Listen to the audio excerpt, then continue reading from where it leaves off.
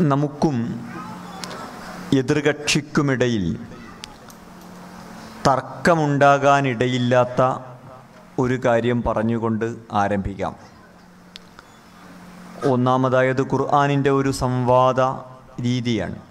സവാഉം ബൈനന വ ബൈനക്കുമായ പരസ്പരം സമ്മതവും സമവായവുമുള്ള കാര്യങ്ങൾ അതിലേക്ക് വരിക. മറ്റൊന്നത് ലോകത്ത് തന്നെ പൊതുവിൽ അംഗീകരിക്കപ്പെട്ട ഒരു സംവാദ രീതിയാണ്. അത് പരിസ്ഥിതി പ്രശ്നം, അതിൻ്റെ തുടർച്ചയും അനുബന്ധവുമായി കാലാവസ്ഥാ വ്യതിയാനം, ഇത്തരം കാര്യങ്ങളെക്കുറിച്ചിന്ന് ലോകം വളരെ ബോധവാന്മാരാണ്. ലോകരാഷ്ട്രങ്ങളുടെ രാഷ്ട്രത്തലവന്മാരുടെ വലിയ ഉച്ചകോടികൾ മുതൽ നമ്മളുടെ പ്രാഥമിക വിദ്യാലയങ്ങളിലെ പരിസ്ഥിതി ദിനാചരണം വരെയോ പരിസ്ഥിതി ക്ലബ്ബുകൾ വരെയോ ഒക്കെ നിറഞ്ഞു നിൽക്കുന്ന ലോകത്ത് സുസമ്മതമായ ഒരു വിഷയമാണ് ഭൂലോകം ഒരു വലിയ പാരിസ്ഥിതിക പ്രതിസന്ധിയെ നേരിടുകയാണ് എന്ന്. എങ്ങനെയാണ് പ്രിയപ്പെട്ടവരെ ഈ ലോകം, ഭൂമി ഇത്ര വലിയ ഒരു പാരിസ്ഥിതിക പ്രതിസന്ധിയിലേക്ക് ചെന്ന് പെട്ടത്? അത് ജനസംഖ്യ വർദ്ധിച്ചിട്ടോ അല്ലെ കാലം കുറേ കഴിയുമ്പോൾ സ്വാഭാവികമായി സംഭവിച്ചതോ ഒന്നുമല്ല. അതിന് കൃത്യമായ ഒരു കാരണമുണ്ട്, കൃത്യമായൊരു രാഷ്ട്രീയമുണ്ട്. അത് മുതലാളിത്തത്തിൻ്റെ വികസന രീതിയുടെ ഫലമായിട്ടാണ് ഈ പാരിസ്ഥിതിക തകർച്ച ലോകത്ത് ഉണ്ടായത്. അതിവിടെ വിശദീകരിക്കേണ്ട ആവശ്യമില്ല. മുതലാളിത്തം എങ്ങനെയാണ്, അല്ലെങ്കിൽ മുതലാളിത്തം എന്തുകൊണ്ടാണ് ഇങ്ങനെയൊരു വിപത്ത് സൃഷ്ടിച്ചത്, അതിവിടെ പ്രസക്തമാണ്. അത് മനുഷ്യൻ്റെ ഭൗതിക പ്രവർത്തനങ്ങൾ, നാഗരിക പ്രവർത്തനങ്ങൾ, വികസന പ്രവർത്തനങ്ങൾ, കെട്ടിടങ്ങൾ ഉണ്ടാക്കുക, പാലം ഉണ്ടാക്കുക, റോഡ് ഉണ്ടാക്കുക, ഇങ്ങനെയൊക്കെയുള്ള മനുഷ്യൻ്റെ നമ്മൾ ഭൗതിക പുരോഗതി, വികസനം എന്ന് പറയുന്ന കാര്യങ്ങളും ഈ ഭൂമിയുടെ പ്രകൃതിയും തമ്മിലൊരു പരസ്പര ബന്ധമുണ്ട്. നമുക്ക് പ്രകൃതിയെ വെല്ലുവിളിച്ചിട്ട് വികസനമുണ്ടാക്കാൻ കഴിയില്ല. അങ്ങനെ ചെയ്താൽ അത് തിരിച്ചടിക്കും. അതാണ് ഇപ്പോൾ സംഭവിച്ചുകൊണ്ടിരിക്കുന്നത്. അങ്ങനെ വെല്ലുവിളിച്ച് വികസന പ്രവർത്തനങ്ങളെ മുന്നോട്ട് കൊണ്ടുപോകാൻ കഴിയും എന്നതായിരുന്നു മുതലാളിത്തത്തിൻ്റെ, അല്ലെങ്കിൽ മുതലാളിത്തം മാത്രമല്ല ആധുനിക മനുഷ്യകുലത്തിൻ്റെയും നാഗരികതയുടെയും തന്നെ ഒരു വിശ്വാസം, തെറ്റായ ആത്മവിശ്വാസം എന്ന് വേണമെങ്കിൽ അതിനെ വിളിക്കാം. എന്നിട്ട് എന്തുണ്ടായി എന്ന് നമുക്കറിയാം. പ്രകൃതിയും മനുഷ്യനും തമ്മിൽ ഒരു പരസ്പര ബന്ധമുണ്ട്. മനുഷ്യന്റെ വികസനവും പുരോഗതിയും പ്രകൃതിയെ വെല്ലുവിളിച്ച് സാധ്യമല്ല. മനുഷ്യനും പ്രകൃതിയും തമ്മിലുള്ള ഒരു ജൈവബന്ധത്തെ നിഷേധിക്കുന്നത് അപകടകരമാണ്, ആത്മഹത്യാപരമാണ്.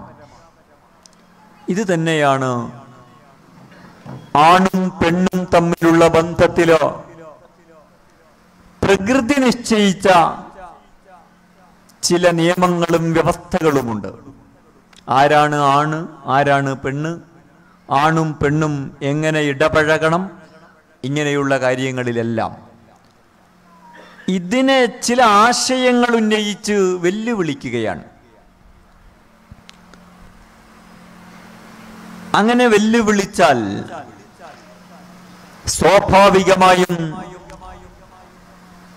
പ്രകൃതിയെ വെല്ലുവിളിച്ചുകൊണ്ടുള്ള വികസന പ്രവർത്തനങ്ങൾ വലിയ പാരിസ്ഥിതിക തകർച്ചയിലേക്ക് ലോകത്തെ കൊണ്ടുചെന്നെത്തിച്ചുവെങ്കിൽ സ്ത്രീ പുരുഷ യാഥാർത്ഥ്യങ്ങളെയും ബന്ധങ്ങളെയും വെല്ലുവിളിച്ചുകൊണ്ടുള്ള ആശയങ്ങളും അതിൻ്റെ പ്രയോഗങ്ങളും ധാർമ്മികമായ മലിനീകരണത്തിലേക്കും വലിയ ധാർമ്മിക സദാചാര തകർച്ചയിലേക്കും ലോകത്തെ കൊണ്ടുചെന്നെത്തിക്കും. ഇപ്പൊ എല്ലാവരും കിടന്ന് കരയുകയാണ്. പരിസ്ഥിതി തകർന്നു പോയിരിക്കുന്നു, കാലാവസ്ഥ മാറിപ്പോയിരിക്കുന്നു, ഓസോൺ പാളിക്ക് കേട് സംഭവിച്ചിരിക്കുന്നു. കുറച്ചു കാലം കഴിഞ്ഞാൽ ഇതേപോലെ എല്ലാവരും കൂടിയിരുന്ന് ധാർമ്മികതയുടെ കാര്യത്തിലെ ഈ കൂട്ടക്കരച്ചിൽ നടത്തും. ഒരു പരസ്പര ബന്ധമുണ്ട് ജീവിതത്തിന്, ലോകത്തിന്. ലിബറലിസത്തിന്റെ ഏറ്റവും വലിയ അബദ്ധം അത് വികസനത്തിൽ അവര് അത് കാണിച്ചു. ഇപ്പോൾ സ്ത്രീ പുരുഷ ബന്ധത്തിൽ അത് ആവർത്തിക്കുന്നു. സ്ത്രീയുടെ സ്വാതന്ത്ര്യമാണ് എന്നാണല്ലോ ഏറ്റവും സെൻസിറ്റീവായ ഒരു വിഷയം. അപ്പൊ സ്ത്രീക്ക് എന്താ ഇഷ്ടമുള്ള വസ്ത്രം ധരിച്ചുകൂടെ? ശരീരഭാഗങ്ങൾ തുറന്നിട്ട്, ഏറ്റവും ചുരുങ്ങിയത് ആണുങ്ങൾ തുറന്നിടുന്ന അളവിൽ തുറന്നിട്ട് പൊതുസ്ഥലങ്ങളിൽ ഇടപഴകിക്കൂടെ? ഇങ്ങനെയൊക്കെ അവർ ചോദിക്കുന്നുണ്ട്. ചോദിക്കുക മാത്രമല്ല, അത് പ്രയോഗവൽക്കരിക്കുന്നുണ്ട്. യഥാർത്ഥത്തിൽ ഇസ്ലാം ഉൾപ്പെടെയുള്ള മനുഷ്യന്റെ സംസ്കാരങ്ങൾ സ്ത്രീയോട് അവരുടെ ശരീരഭാഗങ്ങൾ മറച്ചുവെക്കുന്ന വസ്ത്രം ധരിക്കണം എന്ന് പറഞ്ഞത് സ്ത്രീ സ്വാതന്ത്ര്യത്തെ നിയന്ത്രിക്കാനല്ല, പുരുഷന്റെ സ്വാതന്ത്ര്യത്തെ നിയന്ത്രിക്കാനാണ്. പുരുഷന് സ്ത്രീ ശരീരത്തെ കണ്ണുകൊണ്ട് കൊത്തിവലിക്കാനുള്ള സ്വാതന്ത്ര്യത്തിന്റെ മേൽ ഏർപ്പെടുത്തപ്പെട്ട നിയന്ത്രണമാണ് സ്ത്രീകളുടെ മാന്യമായ വസ്ത്രധാരണം എന്ന് പറയുന്നത്. പക്ഷെ ഇത് ഇന്ന് പറഞ്ഞ് ബോധ്യപ്പെടുത്താൻ വളരെ പ്രയാസമാണ്. എന്തുകൊണ്ടാണ് പ്രയാസമാവുന്നത്? ഈ ആധുനിക നാഗരികതയെക്കുറിച്ച് പണ്ട് പറയാറുണ്ട് അതിന് ഒറ്റക്കണ്ണാണ് എന്ന്. അത് വളരെ സൂക്ഷ്മമായ അർത്ഥത്തിൽ ശരിയാണ്. സ്വാതന്ത്ര്യം എന്ന ഒറ്റക്കണ്ണ്,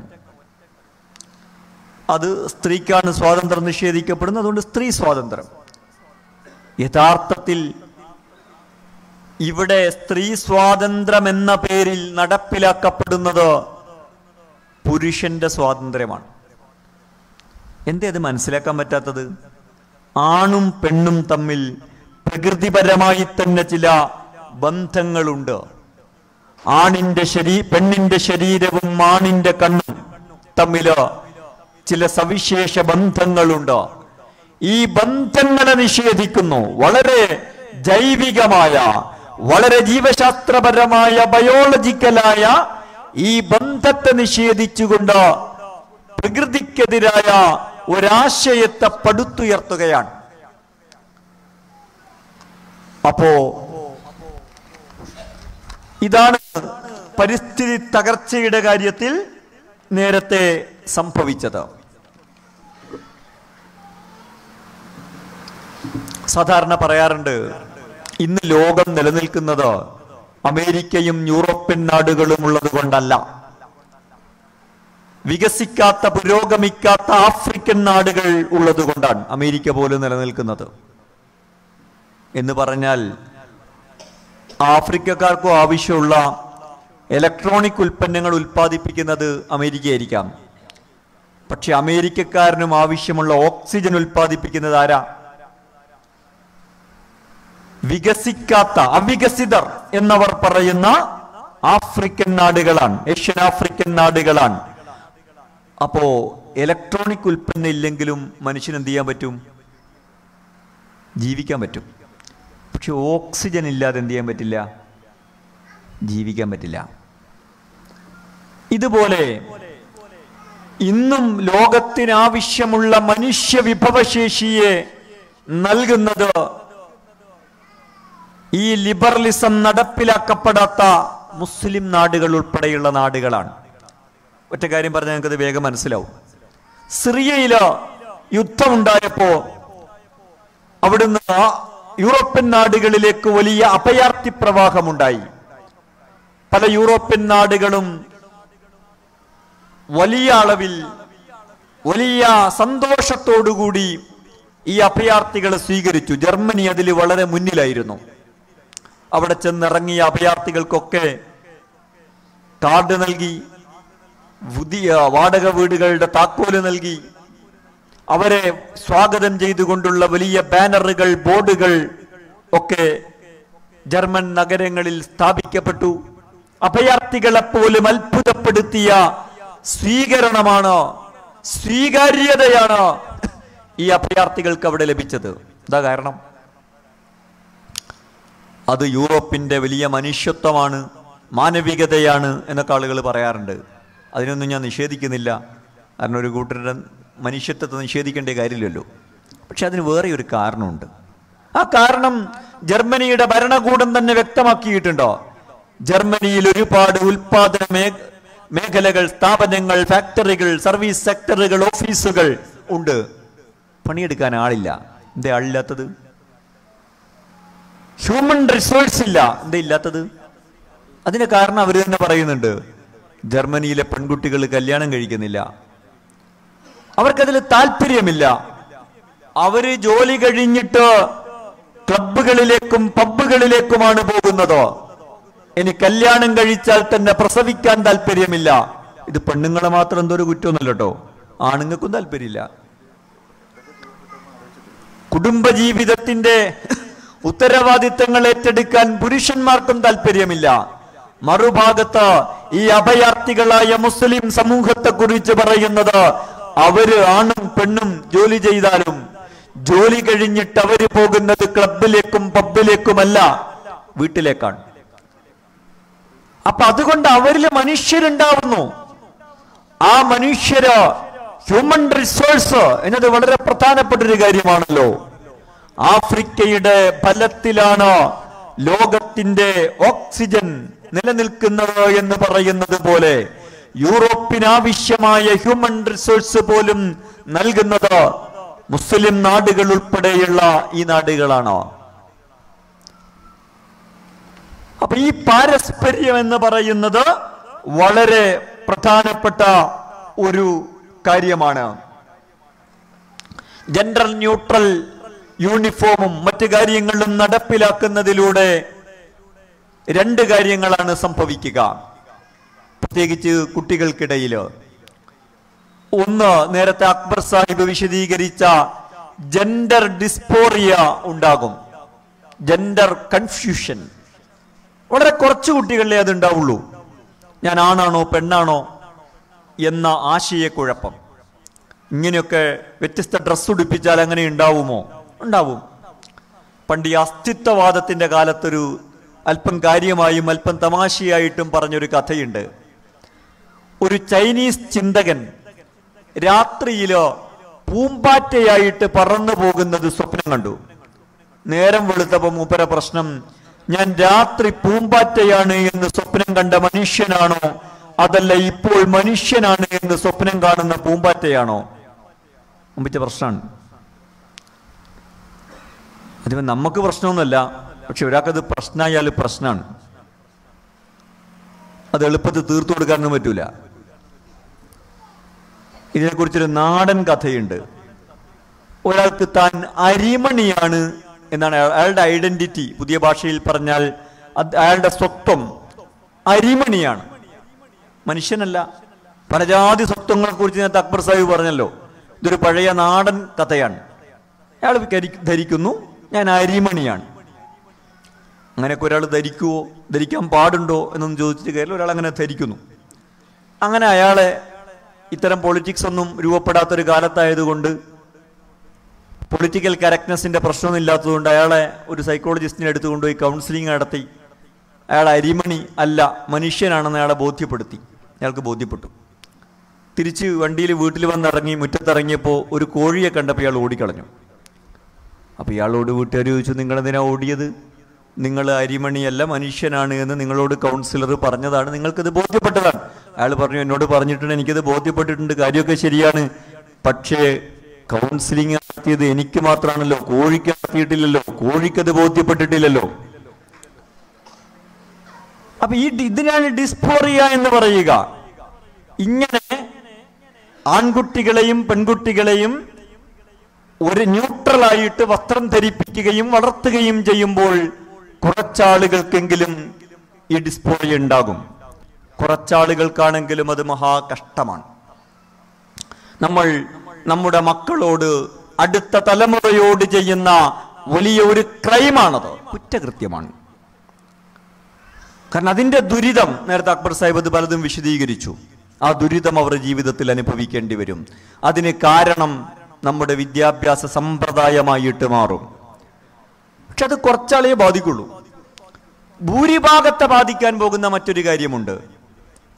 ആണും പെണ്ണും ഇല്ല, അതൊക്കെ ഓരോരുത്തർ തീരുമാനിക്കുന്നതാണ്, അല്ലെങ്കിൽ അങ്ങനെ യഥാർത്ഥത്തിൽ ഇല്ല എന്ന് പറഞ്ഞതുകൊണ്ട് ജൈവികവും പ്രകൃതിപരവുമായ ഒരു യാഥാർത്ഥ്യം ഇല്ലാതാവില്ല. മനുഷ്യന്മാർക്ക് പ്രായപൂർത്തിയാവും. പ്രായപൂർത്തിയായാൽ മനുഷ്യർ വളരെ പെട്ടെന്ന് ആണും പെണ്ണുമായിട്ട് കൃത്യതയിൽ വേർതിരിയും. അല്ലെങ്കിൽ തന്നെ മനുഷ്യൻ ആണും പെണ്ണുമാണ്. മനുഷ്യനില് ആണിലും പെണ്ണിലും ലൈംഗിക ചോദനകൾ ഉണ്ടാകും. എതിർലിംഗത്തോട്, ഓപ്പോസിറ്റ് സെക്സിനോട് ലൈംഗികമായ ആകർഷണീയതയുണ്ടാകും. ഇതൊന്നും എന്തോ കുറ്റോ പാപോ ഒന്നുമല്ല. ഇതൊക്കെ മനുഷ്യനുണ്ടാവണം. ഇത് പ്രകൃതി നിയമങ്ങളാണ്. ഇസ്ലാമിന്റെ ഭാഷയിൽ പറഞ്ഞാൽ അള്ളാഹുവിന്റെ സുന്നത്താണ്, നടപടിക്രമമാണ്. ഇതൊക്കെ അങ്ങ് ഇല്ലാതായി പോയാൽ പിന്നെ മനുഷ്യകുലം ഉണ്ടാവില്ല. പക്ഷേ അവിടെ സാധാരണഗതിയിൽ മനുഷ്യർ എക്കാലത്തും ചില അതിരും പരിധിയും പാലിക്കാറുണ്ട്. ആണും പെണ്ണും തമ്മിൽ അവരുടെ ബന്ധത്തിലോ.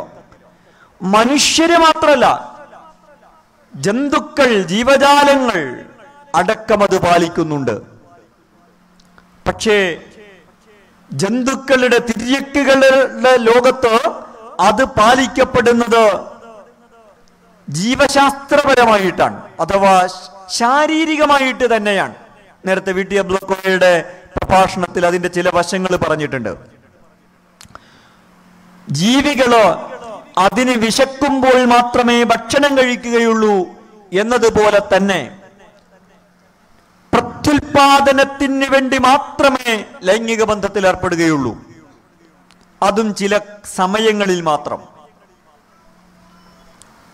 കന്നിമാസത്തിലെ പട്ടികളെ കുറിച്ചൊക്കെ നിങ്ങളൊന്ന് ആലോചിച്ചാൽ മതി. അത് അതിൻ്റെ ഒരു സീസണാണ്. മനുഷ്യൻ അങ്ങനെയല്ല. മനുഷ്യർ പ്രത്യുൽപാദനത്തിന് വേണ്ടി മാത്രമല്ല ലൈംഗിക ബന്ധത്തിൽ ഏർപ്പെടുന്നത്. ബന്ധത്തിൽ മാത്രമല്ല, ലൈംഗികമായ കാര്യങ്ങളിൽ. രണ്ട്, അത് ഏതെങ്കിലും പ്രത്യേക സമയങ്ങളിൽ ബന്ധിതമല്ല. അപ്പൊ ജന്തുക്കളുടെ ലോകത്ത് ഇതിനൊരു നിയന്ത്രണമുണ്ട്. അത് ശാരീരികമായി തന്നെയുള്ള നിയന്ത്രണമാണ്.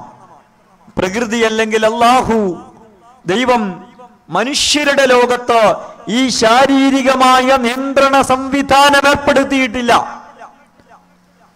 അത് ബോധപൂർവം ഏർപ്പെടുത്താതിരുന്നതാണ്. അത് മനുഷ്യൻ അവന്റെ സംസ്കാരം കൊണ്ട് നിയന്ത്രിക്കണം.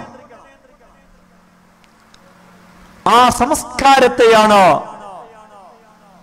ആണിനും പെണ്ണിനുമിടയിൽ ചില അകലങ്ങൾ, ചില ആരോഗ്യകരമായ അതിരുകൾ പാലിക്കണം എന്ന മനുഷ്യ സംസ്കാരം എക്കാലത്തും പാലിച്ചു പോന്നിട്ടുള്ള മുറയും മര്യാദയുമാണ് ജെൻഡർ ന്യൂട്രാലിറ്റിയിലൂടെ തകർക്കാൻ ശ്രമിക്കുന്നത്. അതിൽ പലതരത്തിലുള്ള താല്പര്യങ്ങളുണ്ട്. ഒന്ന്, അതിലെ വലിയൊരു മുതലാളിത്ത അജണ്ടയാണ്. മുതലാളിത്തം വളരെ ഇന്നോവേറ്റീവായിട്ടുള്ള ഒരു പദ്ധതിയാണ്. പുതിയ പുതിയ കാര്യങ്ങളെ കുറിച്ച് നിരന്തരം അന്വേഷിക്കുന്ന, ആലോചിക്കുന്ന ഒന്നാണത്. അപ്പൊ നടക്കുന്ന കച്ചവടം എങ്ങനെ കൂടുതൽ മെച്ചപ്പെട്ട രീതിയിൽ നടത്താമെന്ന് മാത്രമല്ല അതാലോചിക്കുക, ഇപ്പോൾ കച്ചവടത്തിന്റെ മേഖലകളല്ലാത്ത രംഗങ്ങളെ കൂടി എങ്ങനെ കച്ചവടത്തിലേക്ക് കൊണ്ടുവരാമെന്ന് കൂടി അത് ചിന്തിക്കും. അങ്ങനെ ചിന്തിച്ചിട്ടത് കണ്ടെത്തിയ വലിയ ഒരു വിപണിയുടെയും വിപണനത്തിന്റെയും മണ്ഡലമാണ് ലൈംഗികത എന്ന് പറയുന്നത്. അത് മനുഷ്യന്റെ വലിയൊരു ആവശ്യമാണ്. അതിൽ വലിയ വലിയ സാധ്യതകളുണ്ട്. അതിന്റെ മുമ്പിലുള്ള തടസ്സം എന്താ അല്ലേ? ഒരു കാര്യം സാധ്യതയാണ് എന്ന് കണ്ടെത്തിയാൽ ആ സാധ്യതയെ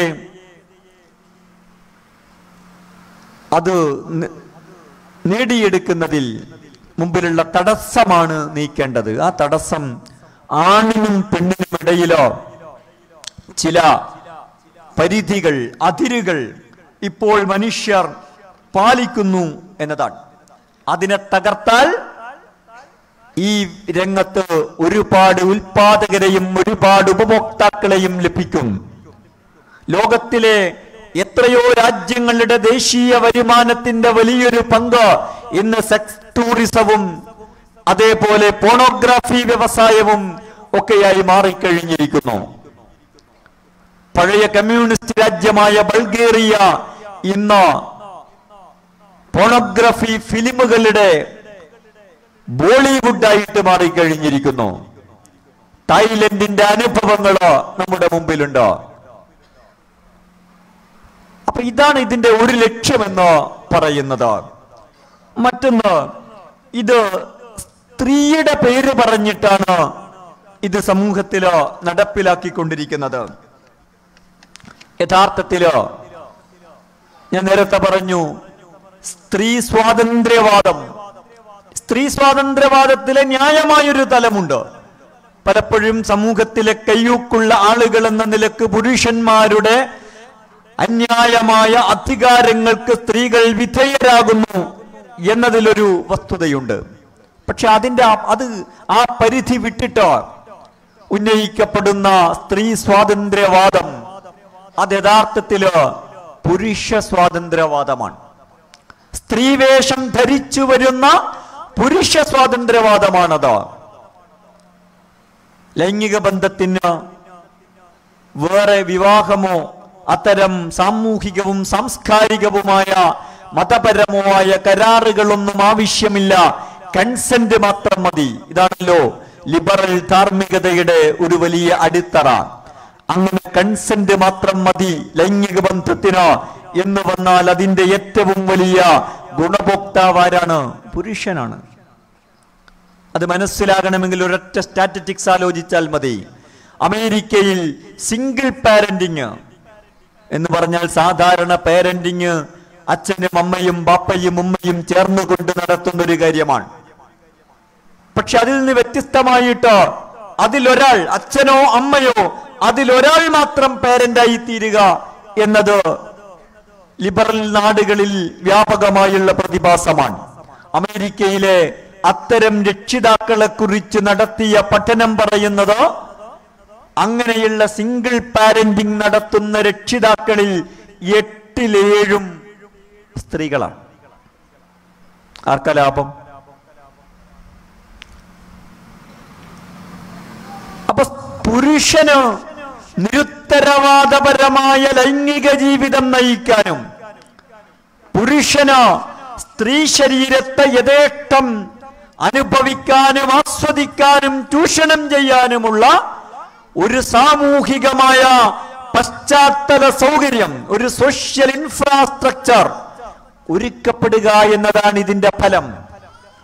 ഇത് വലിയ സ്ത്രീകളുടെ വലിയ സ്വാതന്ത്ര്യമാണ് എന്ന് തെറ്റിദ്ധരിപ്പിക്കപ്പെടുകയാണ്. ഫെമിനിസത്തിന്റെ സെക്കൻഡ് വേവിനെ കുറിച്ച്, രണ്ടാം തരംഗത്തെ കുറിച്ച് ഇവിടെ പറഞ്ഞു. അതിന്റെ ഭാഗമായി ലോകത്തുണ്ടായതാണ് സെക്ഷൽ റവല്യൂഷൻ, ലൈംഗിക വിപ്ലവം. അതിനെക്കുറിച്ച് പിന്നീട് അമേരിക്കൻ ഫെമിനിസ്റ്റുകൾ തന്നെ പുസ്തകം എഴുതിയിട്ടുണ്ട്. ആകെ കൂടി സംഭവിച്ചത് സ്ത്രീ ശരീരത്തെ പുരുഷന്മാർക്ക് യഥേഷ്ടം ചൂഷണം ചെയ്യാനുള്ള അവസരം ലഭിച്ചു എന്നതാണ് ഇതുകൊണ്ട് സംഭവിച്ചത് എന്ന്.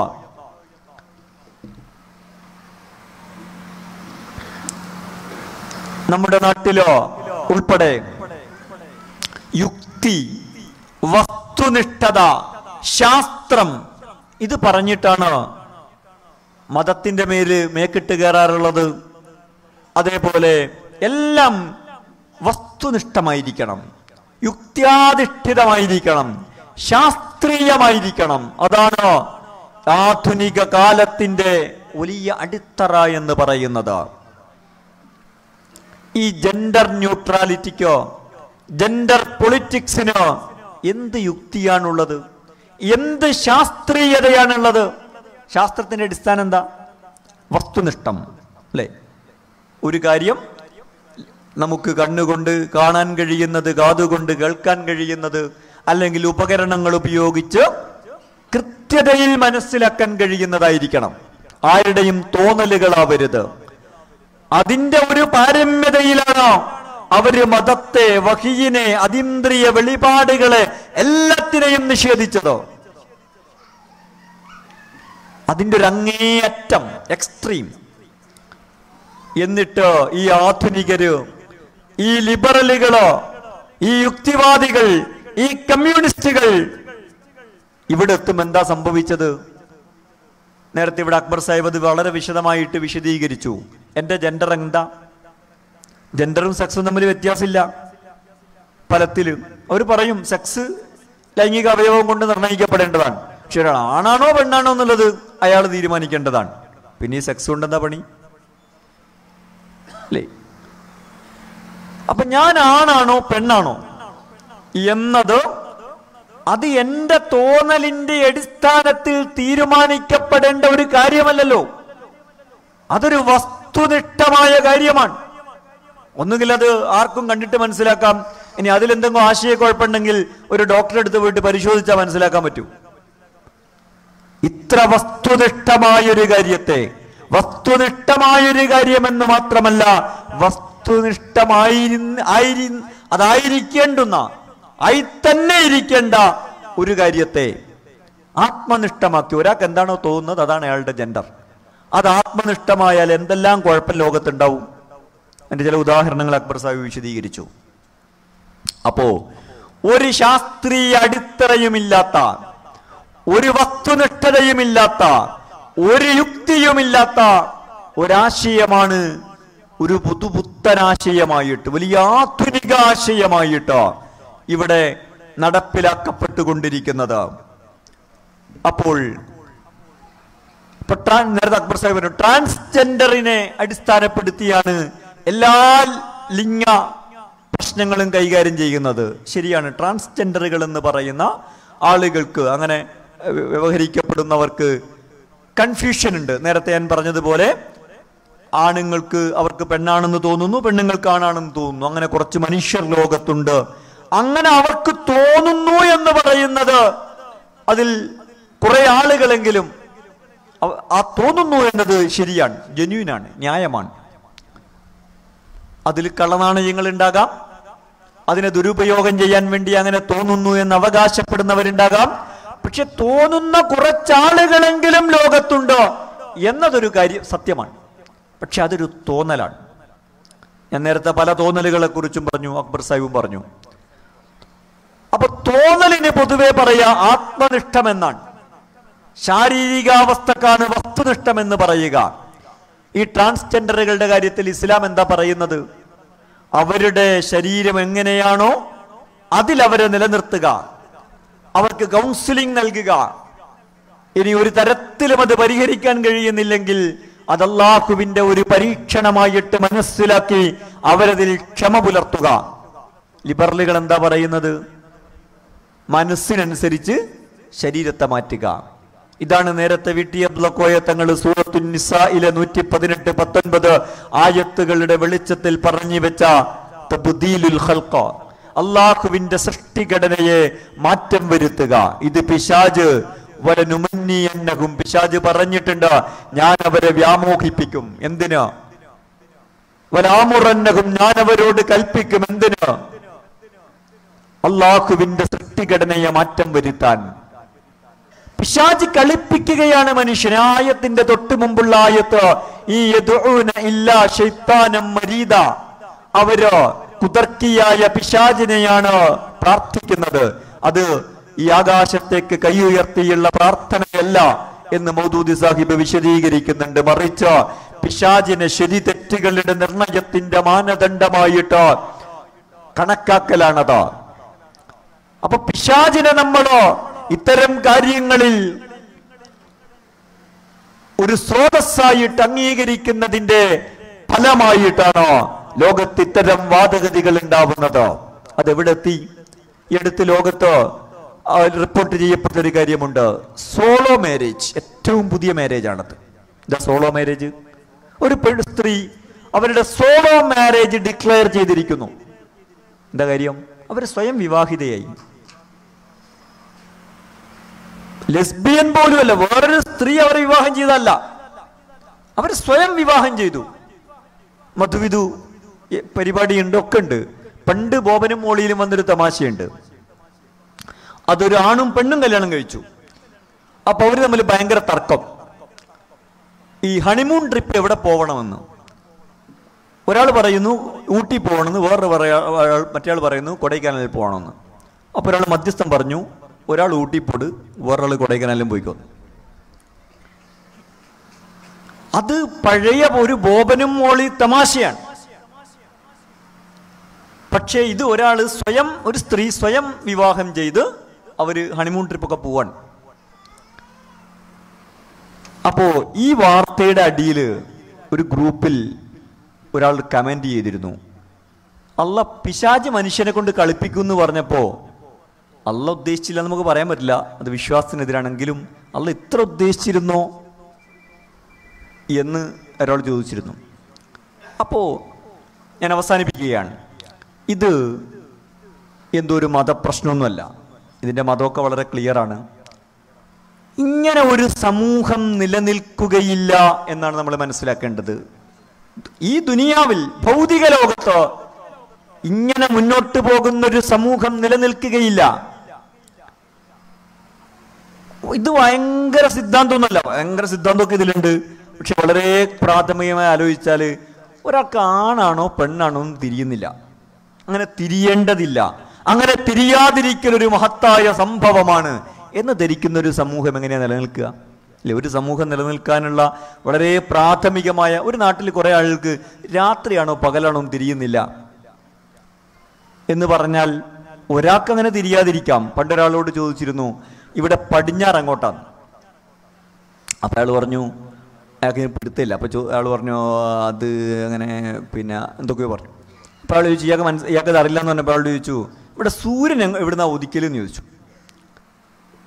അപ്പോൾ അയാൾ പറഞ്ഞു, ഇവിടെ ഇവിടെ അതിനങ്ങനെ ഒരു വ്യവസ്ഥയൊന്നുമില്ല, ഇവിടെ അതൊക്കെ ഒരു കലവലയാണ്.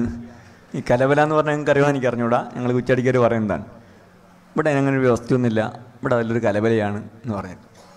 കുഴപ്പമൊന്നുമില്ല, ഒരാൾ അങ്ങനെയാവുന്നതിന് കുഴപ്പമില്ല അല്ലേ? അയാൾക്ക് ഇവിടെ സൂര്യൻ എവിടെയാണ് ഉദിക്കുന്നതെന്ന് അറിയില്ല, അല്ലെ കിഴക്കേതാ പടിഞ്ഞാറെന്ന് അറിയില്ല, അല്ലെ ഇപ്പം രാവേതാണ് പകലേതാണെന്ന് തിരിയാതിരിക്കുക എന്നത് ഒരു മഹാപ്രശ്നമൊന്നുമല്ല, അത് അയാളുടെ ഒരു പ്രശ്നമാണ്. പക്ഷെ ഒരു സമൂഹത്തിന് മൊത്തം ഇപ്പൊ രാവേതാ പകലേതാ എന്ന് തിരിയുന്നില്ല എന്ന് വന്നാൽ ആ സമൂഹത്തിന്റെ ഭാവി കുറച്ച് അപകടത്തിലാണ്. അപ്പോ ആണ് ആരാണ്, പെണ്ണ് ഏതാണ്, ഞാൻ തന്നെ ആണാണോ പെണ്ണാണോ, ഇതൊന്നും തിരിയുന്നില്ല, ഇതൊന്നും തിരിയേണ്ടതില്ല എന്നല്ലേ, ഇതൊന്നും തിരിയാൻ പാടില്ല എന്നതൊരു മഹാസിദ്ധാന്തമായി സിദ്ധാന്തമാവുക മാത്രമല്ല, അത് പാഠ്യപദ്ധതിയിലൂടെ, പാഠപുസ്തകങ്ങളിലൂടെ, വിദ്യാഭ്യാസ സമ്പ്രദായത്തിലൂടെ പഠിപ്പിക്കപ്പെട്ടാൽ നിങ്ങൾ വളരെ കൃത്യമായി, രക്ഷിതാക്കൾ വളരെ കൃത്യമായിട്ട് മനസ്സിലാക്കണം. അപ്പൊ ഒരു കുട്ടിക്ക് ആണും പെണ്ണും തിരിയാൻ പാടില്ല, എന്നിട്ട് ആ കുട്ടി ആൺകുട്ടിയാണ്, അപ്പൊ ആ കുട്ടി പെൺകുട്ടിയുടേതായ എന്തോ ഒരു ലക്ഷണം പ്രകടിപ്പിക്കാൻ, ലക്ഷണം എന്ന് പറഞ്ഞാൽ എന്തോ ഒരു ചെറിയ ലക്ഷണം അങ്ങനെയൊക്കെ ഉണ്ടാവുമല്ലോ മനുഷ്യര്. അപ്പൊ ഉടനെ ജെൻഡർ പൊളിറ്റിക്സ് ആ ആൺകുട്ടിയെ അല്ലെങ്കിൽ പെൺകുട്ടിയെ അടയാളപ്പെടുത്തും. ഈ പെൺകുട്ടി അല്ലെങ്കിൽ ആൺകുട്ടി ട്രാൻസ്ജെൻഡറാണ്, ഇവരെ ആണും പെണ്ണും അല്ല. ഇതാണ് ട്രാൻസ്ജെൻഡർ. അല്ലാതെ ആളുകൾ ധരിക്കുന്നത് പോലെ ഇന്റർസെക്സ് അല്ല. ഇന്റർസെക്സ് എന്ന് പറഞ്ഞാൽ ഒരാളുടെ ശരീരത്തിൽ തന്നെ ആണിന്റെയും പെണ്ണിന്റെയും ചില സവിശേഷതകൾ ഉണ്ടാവുന്നതാണ്. വളരെ ലക്ഷക്കണക്കിന് മനുഷ്യരിൽ ഒരാളിലൊക്കെ സംഭവിക്കുന്ന പലതരത്തിലുള്ള ശാരീരിക വൈകല്യങ്ങൾ പോലുള്ള ഒരു വൈകല്യമാണ്. ഇസ്ലാമിനെ സംബന്ധിച്ചിടത്തോളം അതിന്റെ പരിഹാരവും വളരെ കൃത്യമാണ്. അവര് പോലും ആണോ പെണ്ണോ ആയിരിക്കും. അത് പല ന്യൂറോ സയന്റിസ്റ്റുകളും പറഞ്ഞിട്ടുണ്ട്. എൻഡ് ഓഫ് ജെൻഡർ എന്ന പുസ്തകം എഴുതിയ ന്യൂറോ സയന്റിസ്റ്റ് ഉണ്ട്, അവര് പറയുന്നുണ്ട് മനുഷ്യനാണോ പെണ്ണോ മാത്രമാണ്. അത് നിർണയിക്കാൻ ഇനി ഒരാൾ ഇന്റർസെക്സ് ആണെങ്കിലും അതിന് വഴികളുണ്ട്. വിശദാംശങ്ങളിലേക്ക് പോകാൻ ഇവിടെ സമയമില്ല, ഇത് അത്തരത്തിലുള്ളൊരു വേദിയുമല്ല. അപ്പോ ഇങ്ങനെ നിങ്ങളുടെ മകള് ട്രാൻസ്ജെൻഡർ ആണെന്ന് അടയാളപ്പെടുത്തപ്പെടുന്ന അപകട മേഖല കൂടിയാണിത്. എനിക്ക് അവസാനമായിട്ട് പറയാനുള്ളത് വിദ്യാഭ്യാസത്തെ കുറിച്ചോ ഒന്നുമല്ല. ഇത് നമ്മുടെ കാലത്ത് മനുഷ്യരാശി, ഈ മനുഷ്യ സമൂഹം ഈ ഭൂമുഖത്ത് നിലനിൽക്കണമോ വേണ്ടയോ എന്ന നിർണായകമായ ഒരു പ്രശ്നത്തിന്റെ മുഖമാണ്. അത്തരമൊരു ചോദ്യമാണ് ഇത് ഉയർത്തുന്നത്. മഹാബുദ്ധിയുണ്ട് എന്ന് കരുതുന്നവർക്ക് ഒരു ബുദ്ധിയുമില്ലാതായി തീരുമ്പോൾ ആരെങ്കിലുമൊക്കെ ബുദ്ധി പ്രകടിപ്പിച്ചിട്ടില്ലെങ്കിൽ അവരും നമ്മളും ഉൾപ്പെടെ ഈ മനുഷ്യ സമൂഹം തകർന്നു പോകും. ഇതാണ് കാര്യം. മുസ്ലിം സമൂഹം എന്തുകൊണ്ടോ ഇതിനെതിരെ രംഗത്ത് വരണമെന്നത് ഇത് മുസ്ലിം സമൂഹത്തെ ബാധിക്കുമെന്നത് കൊണ്ടല്ല. വ്യക്തിപരമായി ഞാൻ മനസ്സിലാക്കുന്നത് ഇത് ഏറ്റവും കുറച്ച് ബാധിക്കുന്ന സമൂഹം മുസ്ലിങ്ങളായിരിക്കുമെന്നാണ്. കാരണം അവർക്കൊരു കൃത്യതയുള്ള കാഴ്ചപ്പാട് ഇസ്ലാം ഇക്കാര്യത്തിൽ നൽകുന്നുണ്ട്. മറ്റ് സമൂഹങ്ങളെയാണ് ഇത് ബാധിക്കുക, അതുകൊണ്ട് പോലെ ബാധിച്ചോട്ടെ എന്ന് വെക്കുകയല്ല. മനുഷ്യരെ ഇത് ബാധിക്കരുത്, മനുഷ്യരാശി തകർന്നു പോകരുത്. അത് ബാധ്യതപ്പെടുത്തപ്പെട്ട ഒരു സമൂഹമാണ് മുസ്ലിങ്ങൾ. ഇതേതോ പരലോകത്തിലെ രക്ഷാശിക്ഷകളുടെ മാത്രം കാര്യമല്ല, ഈ ലോകത്തു തന്നെയുള്ള മനുഷ്യരുടെയും സമൂഹത്തിന്റെയും നിലനിൽപ്പിന്റെ കാര്യമാണ്. ഇടതുപക്ഷം ഇത് ഏറ്റെടുക്കുന്നത് രണ്ട് കാരണത്താലാണ്. ഒന്നെല്ലാ അജണ്ടയും നഷ്ടപ്പെട്ടൊരു കൂട്ടർക്ക് ലഭിച്ച ഒരു പുതിയ അജണ്ട. എല്ലാവരും ഒരു പുതുമ വേണമല്ലോ. പറഞ്ഞുകൊണ്ടിരിക്കുന്നത് തന്നെ പറയാൻ കഴിയില്ല, മാത്രമല്ല പറഞ്ഞുകൊണ്ടിരിക്കുന്നത് പുലരാൻ പോകുന്നതല്ല എന്ന് പറയുന്ന അവർക്കും കേൾക്കുന്നവർക്കും കൃത്യമായ ബോധ്യമുണ്ട് എന്നവർക്കറിയാം. വരുമെന്നുറപ്പുള്ള വസന്തത്തിന്റെ പരാഗങ്ങളാവുക എന്ന് റോട്ടിൽ എഴുതി വെക്കുമ്പോൾ അത് വരില്ലെന്നുറപ്പുള്ള വസന്തമാണ് എന്നവർക്കുമറിയാം, നമുക്കുമറിയാം. അപ്പൊ എന്തോ ഒരു പുതിയ കാര്യം പറയണം. രണ്ടാമത്തേത്, എല്ലാ കമ്മ്യൂണിസവും അടിയറ വെച്ചുപേക്ഷിച്ച് മുതലാളിത്തത്തിന്റെ ദല്ലാളുകളായിട്ട് നടത്തിപ്പുകാരായി അവർ മാറിയതിന്റെ ഫലമായിട്ടാണ് ഈ വലിയ മുതലാളിത്ത അജണ്ട അവ ഏറ്റെടുത്തിരിക്കുന്നത്. അതിന് മൂന്നാമതൊരു പ്രേരണ ശക്തി കൂടിയുണ്ട്. അത് ഇതുപയോഗിച്ച് മതത്തെ എളുപ്പത്തില് തകർത്ത് തരിപ്പണമാക്കാൻ കഴിയും.